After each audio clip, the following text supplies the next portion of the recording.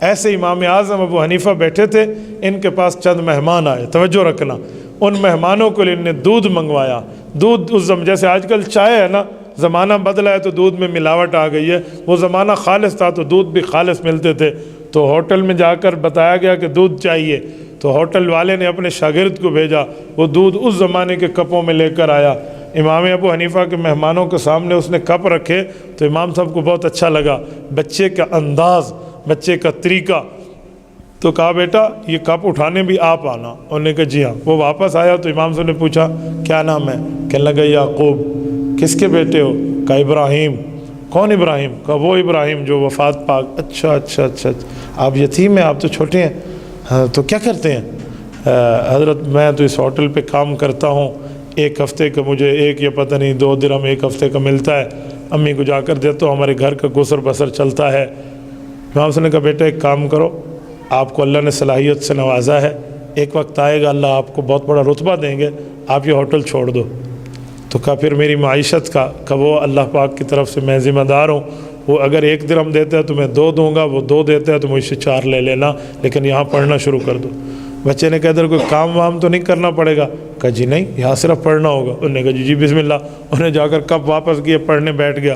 1 ہفتے بعد ڈبل تنخواہ ملی تو ماں کو جا کے دی، ماں کو نہیں پتہ، ماں نے کہا استاد نے دی؟ کہا جی استاد نے دی۔ تو ماں اس ہوٹل والے کا شکریہ ادا کرنے آئی، اللہ آپ کا بھلا کرے، آپ نے میرے بچے کا تعاون کیا۔ انہوں نے کہا کون سا بھلا کرے؟ تیرے بچے نے یہاں دوبارہ منہ نہیں دکھایا۔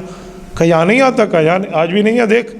اچھا کہاں گیا؟ کہا وہ مولوی بیٹھے ہیں مسجد میں، اس کے پاس بیٹھے۔ تو وہ امام صاحب کے مجلس میں آئی اور یہ بچہ پڑھ رہا ہے۔ کہا یعقوب، کہا ابو استاد سے اجازت لیں، کہ میرے استاد سے بات کرا، کہ میں ان کی والدہ ہوں، آپ نے کون سا ظلم کیا ہے؟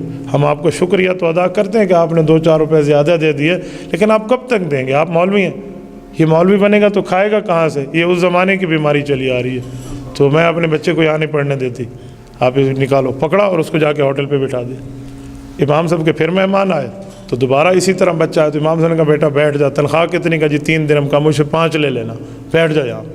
ایک بار پھر بیٹھ گیا۔ اب کی بار امی کو پتہ چلا تو امی پھر آئی تو امام صاحب نے ماں کو بڑی لجاجت سے کہا کہ آپ میرے لیے قابل احترام ہیں، میری بڑی بہن ہیں، میری گزارش مانیں، اس بچے کو یہاں بٹھا دیں۔ تو ماں نے کہا کھائے گا کہاں سے؟ اللہ اکبر، یہ علم حدیث سامنے ہے۔ تو حضرت امام ابو حنیفہ رحمۃ اللہ علیہ نے جملہ فرمایا کہ ایک وقت آئے گا یہ ایسی خوراکیں کھائے گا کہ بادشاہ بھی وہ خوراکیں شاید روزانہ نہ کھائے۔ ماں نے خاموشی اختیار کی اور چلی گئی، لیکن اس کے سامنے منظر نہیں تھا تو اس نے دیکھا نہیں، چلی گئی۔ یہ بچہ پڑھتا رہا امام ابو حنیفہ سے، اور یعقوب بن ابراہیم ایک وقت آیا، اس نے دنیا نے اسے قاضی امام ابو یوسف کا نام دیا ہے، یہ وہ ہے، یعقوب ان کا اصل نام ہے، قاضی امام ابو یوسف رحمہ اللہ، بہت بڑی شخصیت ہے۔ جب یہ بغداد کے قاضی بنے ہارون الرشید کے دور میں، اور قاضی جسے ہم چیف جسٹس کہتے ہیں، عربی میں کہتے ہیں قاضی القضات، پہلے قاضی القضات جو بنے تھے بغداد میں یہ تھے، پوری سلطنت اسلامیہ میں عباسی دور کے یہ پہلے قاضی تھے۔ اور عباسی دور تو وہ ہے جس کے بارے میں سجا خلیفہ کے لیے لکھا ہے، یہ نفحۃ الیمن میں موجود ہے، کہ بادل آسمان پہ یوں سفر کرتا ہوا جا رہا تھا تو خلیفہ وقت نے بادل کو دیکھ کے کہا کہ تو جہاں بھی برسے گا نا، اس زمین کے فصل کا خراج ہماری سلطنت میں آئے گا، یعنی ان کی اتنی بڑی سلطنت تھی۔ تو یہ اس کے قاضی بنے، تو ان کو روزانہ ایک خوراک پیش ہوتی تھی، وہ کیا تھی؟ وہ پستہ، بادام، فالودہ، یہ پستہ بادام دیتے۔ تو یہ کھانے کے لیے چمچ اٹھایا تو ہارون الرشید بادشاہ نے کہا کہ ہمیں یہ جمعے کے جمعے ملتی ہے، آپ کو روزانہ ملے گی۔ خوشی کی بات تھی، ان کے ہاتھوں سے چمچ گر گئی اور آنکھوں سے آنسو جاری۔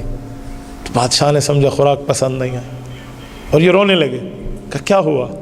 ہم سے کچھ آپ کی عزت میں کمی ہوئی ہے؟ کہ نہیں۔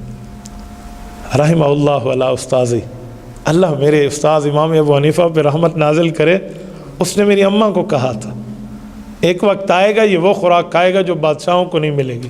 آج میں اپنی آنکھوں سے دیکھ رہا ہوں، یہ وہ شخص۔ تبارك الذي نزل الفرقان على عبده ليكون للعالمين نذيرا